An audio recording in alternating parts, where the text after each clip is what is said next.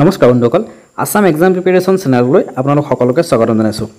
আজি আমি জিকেৰ part number 4 লৈ আহিছোঁ। আমি জিঅ'গ্ৰাফিৰ আলোচনা কৰি আছোঁ। আমি ভাৰতৰ নদীসমূহৰ আজি পাৰ্ট নম্বৰ 2 হয়।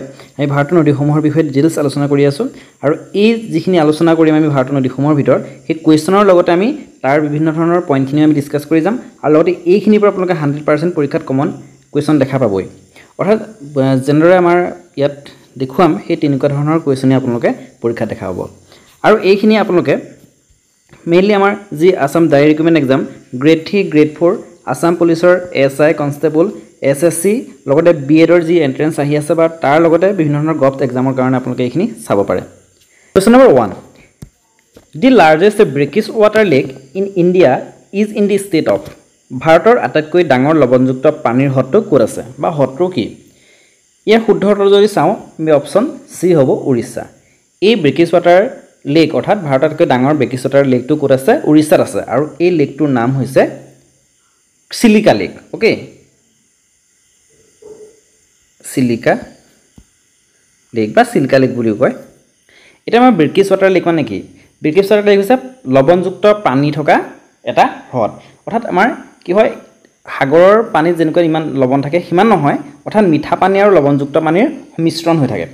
আৰু এইবিলাক সাধাৰণতে সাগৰীয় যিবিলাক সাগৰৰ পাৰতে মানে এনেকুৱা ধৰণৰ হ্ৰদবিলাক পোৱা যায় বেছিকৈ। আৰু এইবিলাক কি হয় সাগৰৰ লগত সাগৰৰ পানীৰ লগত বা মাটিৰ তলৰ বা ওপৰ অলপ হ'লেও জইন থাকে। ওকে, আৰু সেইবিলাকে হৈছে বা ব্ৰেকিছ ৱাটাৰ লেক। আৰু আটাইতকৈ ভাৰতৰ আটাইতকৈ ডাঙৰ ব্ৰেকিছ ৱাটাৰ লেকটো হৈছে চিলিকা লেক আৰু এইটো আছে উৰিষ্যাত। কুৱেশ্যন নম্বৰ 2 ইয়াত কৈছে where is the origin of river Yamuna. Yamuna নদীৰ উৎপত্তি ক'ত? যমুনা নহয়, একচুৱেলি এখন য়মুনা হয় আৰু যমুনা বুলিও এখন আছে য়মুনা। যমুনাখন হৈছে আমাৰ ব্ৰহ্মপুত্ৰৰ বাংলাদেশত আন এটা নাম যমুনা। ওকে, আৰু এই য়মুনাখন হৈছে গংগাৰ এখন উপনদী আৰু এই য়মুনা নদীখনৰ উৎপত্তি ক'ত সেইটো সুধিছে। ইয়াৰ শুদ্ধ উত্তৰটো হৈছে অপশ্যন এ বন্দৰপুজ। বন্দৰপুজ হৈছে ইয়াৰ উৎপত্তিস্থল। একচুৱেলি বন্দৰপুজ নহয়, য়মুনত্ৰী হিমবাহ হয়। য়মুনত্ৰী হিমবাহ হয়, যিহেতু আমাৰ য়মুনত্ৰী হিমবাহ নাই গতিকে অপশ্যন হ'ব বন্দৰপুজ। কি কাৰণে? কাৰণ আমাৰ এই বন্দৰপুজ হৈছে এটা পৰ্বত শ্ৰেণী আৰু সেই পৰ্বত শ্ৰেণীৰ ওচৰৰে কি হয় য়মুনত্ৰী হিমবাহৰ পৰাই এই য়মুনা নদীখন বৈ আহিছে আৰু বৈ আহি পেলাই গংগাত মিলিত হৈছে আৰু গংগাৰ সৈতে বৈ গৈ পেলাই বংগোপসাগৰত পৰিছেগৈ। ইয়াত নিশ্চয় দেখিছে এয়া হৈছে আমাৰ য়মুনত্ৰী গ্লেচিয়াৰ আৰু এই য়মুনত্ৰী গ্লেচিয়াৰৰ পৰা য়মুনাখন বৈ আহিছে, বৈ আহি পেলাই এই ৰঙা এই পইণ্ট দেখিছে নহয়, এই গংগাৰ লগত এই পইণ্টতে মিলিত হৈছে। আৰু মই খাব এই গংগাৰ লগত ক'ত মিলিত হৈছে? প্ৰয়াগৰাজত মিলিত হৈছে। ওকে, এলাহাবাদৰ প্ৰয়াগৰাজত এই য়মুনা আৰু গংগা মিলিত হৈছে। আৰু ইয়াৰ লগতে আমাৰ য়মুনাৰ কেইখনমান উপনদীও আছে। এইখন হৈছে সেইখন হৈছে চম্বল লগ লাগিছে সেই য়মুনাত, সিন্ধ, বেটৱা, কেন। ওকে, এইখন হৈছে আৰু লগতে এইফালে একদম প্ৰথমখন একদম ওপৰতে আছে টন্স। এইখন হৈছে য়মুনাৰ উপনদী। ইয়াৰ পাছৰ কুৱেশ্যনত আছে কুৱেশ্যন নম্বৰ 3। ইয়াত কৈছে যে which one of the following river is not a tributary of Yamuna. তলৰ কোনখন নদী য়মুনাৰ উপনৈ নহয়? ৰামগংগা, বেটৱা, চম্বল, কেন। গতিকে ইয়াত আমি অলৰেডি ফিগাৰত দেখিলোৱেই যে ইয়াৰ বেটৱা, চম্বল আৰু কেন এই তিনিখন হৈছে য়মুনাৰ ট্ৰিবিউটৰী অৰ্থাৎ উপনদী, কিন্তু ৰামগংগাখন য়মুনাৰ ট্ৰিবিউটৰী অৰ্থাৎ উপনদী নহয়। এইখন হৈছে গংগাৰ এখন ট্ৰিবিউটৰী। ওকে, গংগাৰ ট্ৰিবিউটৰী। পুনৰ আমি গংগাৰ ট্ৰিবিউটৰী কেইখন চাই লওঁ। ইয়াত চাব এইখন হৈছে গংগা। একচুৱেলি গংগা প্ৰথমতে ভাগীৰথী হিচাপে আহিছে, পাছত যেতিয়া গংগা আৰু ভাগীৰথী আৰু অলকানন্দ একেলগ হৈছে সেই তেতিয়াৰ পৰাই কি হয় গংগাৰ নাম লৈছে। আৰু সেই গংগা আমি ভালদৰে সেই বিষয়ে পিছত পঢ়িম বাৰু। গংগা ইয়াৰ যমুনাৰ লগত লগ লাগিছে আৰু এই গংগাৰ উপনদীখন হৈছে ইয়াত চাওক, ইয়াত এইখন যিখন ৰামগংগা, এইখন সেই ৰামগংগাখন ক'ত লাগিছেহি? গংগাত লাগিছেহি। গতিকে এই গংগাৰ ৰামগংগাখন হৈছে এখন উপনদী। আৰু তাৰ লগতে গোমতী, গণ্ডক, কোচি, ঘাগৰা, মহানন্দা এইকেইখন হৈছে গংগাৰ উপনৈ আৰু লগতে সোণ এইখন এখন গংগাৰ উপনদী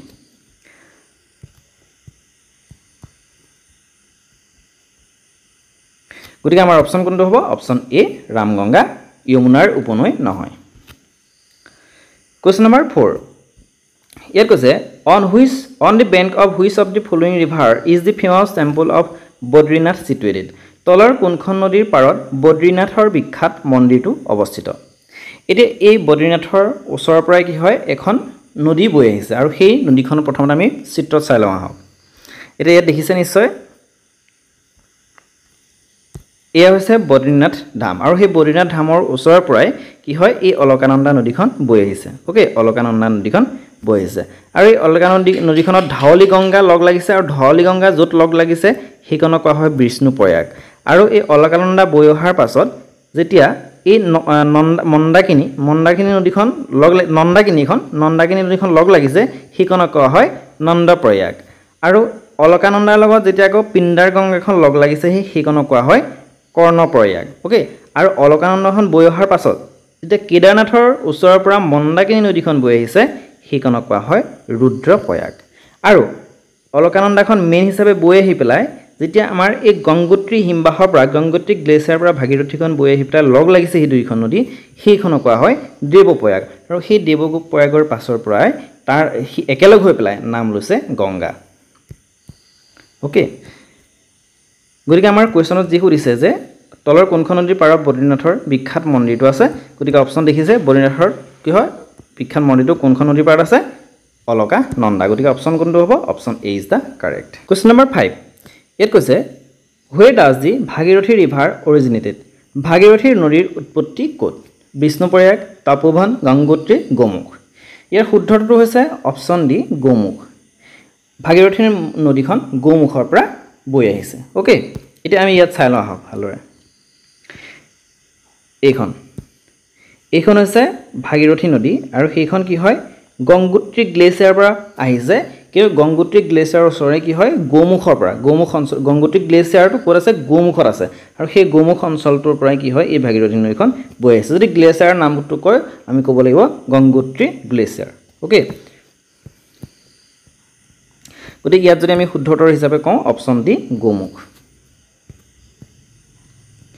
কোৱেশ্চন নম্বৰ 6 ইয়াত কৈছে the origin of river Godavari is Godavari নদীৰ উৎপত্তি ক'ত ইয়াৰ শুদ্ধটো হৈছে অপচন চি ত্ৰিম্বকেশ্বৰ এই ত্ৰিম্বকেশ্বৰ এখন ভিলেজ হয় সেই তাৰ পৰাই কি হয় পাহাৰীয়া ভিলেজ হয় আৰু সেই তাৰ পৰাই কি হয় গোদাবৰী নদীখন বৈ আহিছে আৰু এই ত্ৰিম্বক ভিলেজখন ক'ত আছে মনত ৰাখিব নাছিক মহাৰাষ্ট্ৰৰ নাছিক ডিষ্ট্ৰিক্টত আছে ওকে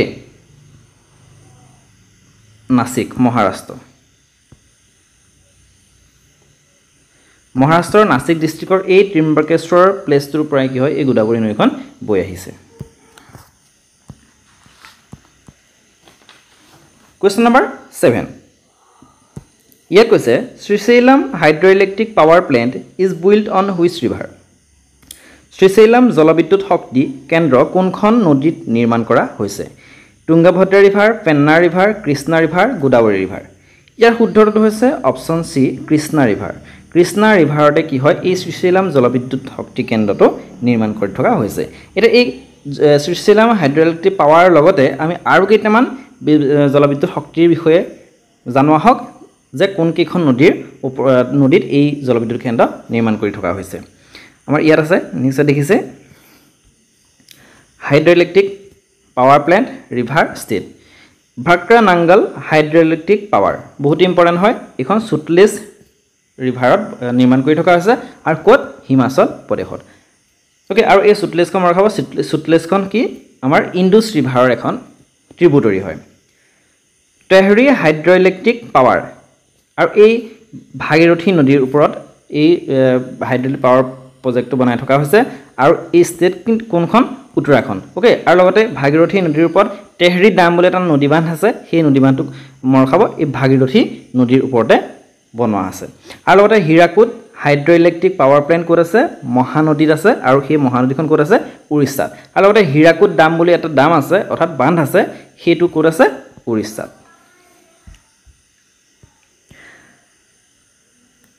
তাৰপিছত আহিলে Nagarjuna Sagar hydroelectric power plant Krishna ৰিভাৰত আছে আৰু অন্ধ্ৰপ্ৰদেশৰ ষ্টেট আৰু Sardar Sarovar hydroelectric power plant Narmada river Gujarat আৰু নৰ্মদাখন এখন কি হয় ৱেষ্ট ফ্ল'য়িং ৰিভাৰ অৰ্থাৎ পশ্চিমলৈ বৈ গৈ আৰৱ সাগৰত পৰিছে Koyna hydroelectric power plant Koyna ৰিভাৰৰ ওপৰত আৰু state Maharashtra Balimela hydroelectric power plant চিলেৰুত আৰু ষ্টেট উৰিষ্যা এইখিনি বহুতেই ইম্পৰ্টেণ্ট হয় এইখিনি ভিতৰ কুৱেশ্যন হয়তো এটা আহিব পাৰে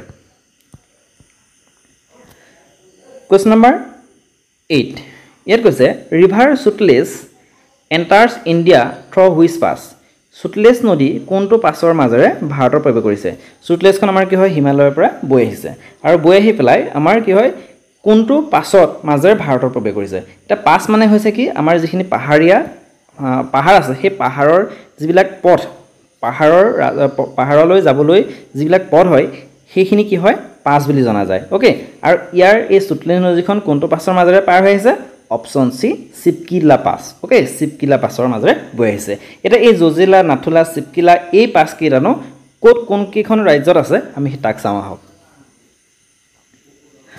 বহুত ইম্পৰ্টেণ্ট হয় important mountain passes of India ভাৰতৰ গুৰুত্বপূৰ্ণ পাহাৰীয়া পাছ বা পথ বহুত ইম্পৰ্টেণ্ট হয় এইখিনি ভিতৰতো কিন্তু এটা কুৱেশ্যন অহা দেখা যায় প্ৰথমটো হৈছে বমদিলা পাছ ক'ত আছে অৰুণাচল প্ৰদেশ অৰ্থাৎ অৰুণাচল প্ৰদেশৰ পাহাৰীয়া এটা পথ হয় ওকে 2 নম্বৰ আহিলে চাংলা পাছ আৰু এইটো ক'ত আছে লাৰাখত আছে জেলেপলা ছিকিমত আছে নাথুলা পাছ ছিকিমত বহুত ইম্পৰ্টেণ্ট হয় এইখিনি আহি থকা কুৱেশ্যন ৰোহতাং পাছ হিমাচল প্ৰদেশ আৰু পাছ আছে কিন্তু মই যিখিনি ইম্পৰ্টেণ্ট হয় সেইখিনি মই লৈ আহিছোঁ আৰু এইখিনি ভিতৰতে আহিব আপোনালোকৰ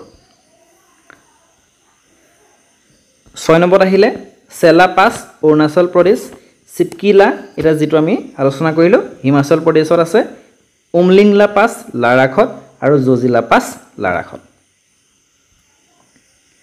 Question number 9 Which among the following is not a tributary of Brahmaputra river তলৰ কোনখন ব্ৰহ্মপুত্ৰ নদীৰ উপনৈ নহয় তিস্তা মানস সোন সুবনশিৰি অলৰেডি আমি সোন এই নদীখনৰ বিষয়ে আমি অলৰেডি পঢ়ি আহিলো এখন কি হয় এইখন এখন গংগাৰ উপনৈ হয় okay Ganga tributary of Ganga okay আৰু বাকি তিস্তাখন মানস আৰু সুবনশিৰি এইখন হৈছে ব্ৰহ্মপুত্ৰৰ উপনৈ গতিকে অপচন কোনটো অপচন সি সোন আৰু মই খাব এই সুবনশিৰিখন হৈছে কি ব্ৰহ্মপুত্ৰৰ উপনৈবিলাকৰ ভিতৰত আটাইতকৈ ডাঙৰ উপনৈ ওকে আৰু ব্ৰহ্মপুত্ৰৰ আমি মেপৰ সহায়ত নেক্সট ভিডিঅ'ত আমি ব্ৰহ্মপুত্ৰৰ উপনৈখিনিৰ বিষয়ে আৰু লগতে বিভিন্ন ধৰণৰ নদীৰ বিষয়ে যিখিনি কুৱেশ্যন আছে আৰু আমি এটা ভিডিঅ' দিম সেইখিনি ভালদৰে আমি আলোচনা কৰিম Question number 10 ইয়াত কৈছে The river also known as দক্ষিণ গংগা is দক্ষিণ গংগা নামেৰে পৰিচিত নদীখন কোনখন ইয়াৰ শুদ্ধটো হৈছে অপচন সি গোদাবৰীখনক কি হয় দক্ষিণ গংগা নামেৰে জনা যায় ওকে বহুত ইম্পৰ্টেণ্ট হয় এইখিনি কুৱেশ্যন ৰিপিটেড কুৱেশ্যন হয় পৰীক্ষাত আহি থকা question Question number 11 The confluence of three rivers is called a তিনিখন নদীৰ সংগম স্থানক কোৱা হয় কি বুলি ডেল্টা ট্ৰিবিউটৰি এষ্টুৰি সংগম ইয়াৰ শুদ্ধটো হৈছে অপচন ডি সংগম ওকে ত্ৰিবেণী সংগম বুলি কোৱা হয় এটা চাব আমাৰ যি গংগা যমুনা আৰু এখন সৰস্বতী নদী কি হয় এই প্ৰয়াগৰাজৰ উত্তৰ প্ৰদেশৰ প্ৰয়াগৰাজত লগ হৈছে আৰু এই তিনিখন নদী য'ত লগ হৈছে প্ৰয়াগৰাজত সেইখনক কোৱা হয় ত্ৰিবেণী সংগম ওকে আৰু সৰস্বতী নদীখন এখন কি হয় ভূপৃষ্ঠৰ মাজেৰে বৈ অহা নদী এখন আমি এতিয়া বৰ্তমান দেখা নাপাওঁ বহুত আদিম যুগৰ অথবা বহুত যুগৰ এখন নদী হয় আৰু এখন বৰ্তমান লুপ্তপ্ৰায় হিচাপে আছে এখন অৰ্থাৎ ভূপৃষ্ঠৰ মানে মাজেৰে বৈ আহি পেলাই ইয়াত লগ হৈছে বুলি অনুমান কৰা হৈছে আৰু মনৰ খাবত ডেল্টাৰ বিষয়ে আমি আগতে পাই আহিছোঁ ডেল্টা কি হয় কোনবিলাক নদীয়ে গঠন কৰে যিবিলাক আমাৰ ইষ্ট ফ্ল'য়িং ৰিভাৰ অৰ্থাৎ পূবলৈ বৈ গৈ যিবিলাক বে অফ বেংগলত অৰ্থাৎ বংগ উপসাগৰত পৰিছেগৈ সেইবিলাক কি হয় ডেল্টা গঠন কৰে আৰু বিশ্বৰ আটাইতকৈ ডাঙৰ ডেল্টা কোনটো হয় সুন্দৰবন ডেল্টা ওকে ট্ৰিবিউটৰি অলৰেডি গম পালে উপনৈবিলাক আৰু এষ্টুৰি কোনবিলাক গঠন কৰে এষ্টুৰি আমাৰ যিবিলাক ৱেষ্ট ফ্ল'য়িং ৰিভাৰ পশ্চিমলৈ বৈ গৈ পেলাই যিবিলাকে আৰৱ সাগৰত পৰিছে সেই আৰৱ সাগৰত পৰা নদীবিলাকে এষ্টুৰি গঠন কৰে Question number 12 The famous cultural site Rani Ki Vav, the Queen's Stepwell, is situated on the banks of which river? বিখ্যাত সাংস্কৃতিক স্থান ৰাণী কি ভাৱ কোনখন নদীৰ পাৰত অৱস্থিত? ইয়াৰ শুদ্ধটো হৈছে অপচন ডি সৰস্বতী। সৰস্বতী নদীৰ পাৰতে কি হয় এই বিখ্যাত সাংস্কৃতিক স্থান ৰাণী কি ভাৱ নদীৰ এই সাংস্কৃতিক স্থানটো এইখন নদী অৰ্থাৎ সৰস্বতী নদীৰ পাৰতে অৱস্থিত। আজিৰ কুৱেশ্যনখিনি ইমানেই। যদি আপোনালোকে কুৱেশ্যনখিনি ভাল পাইছে তেতিয়াহ'লে লাইক কমেণ্ট শ্বেয়াৰ আৰু লগতে কোনোবা যদি নতুন হয় তেনেহ'লে চেনেলটো ছাবস্ক্ৰাইব কৰি দিব। ধন্যবাদ।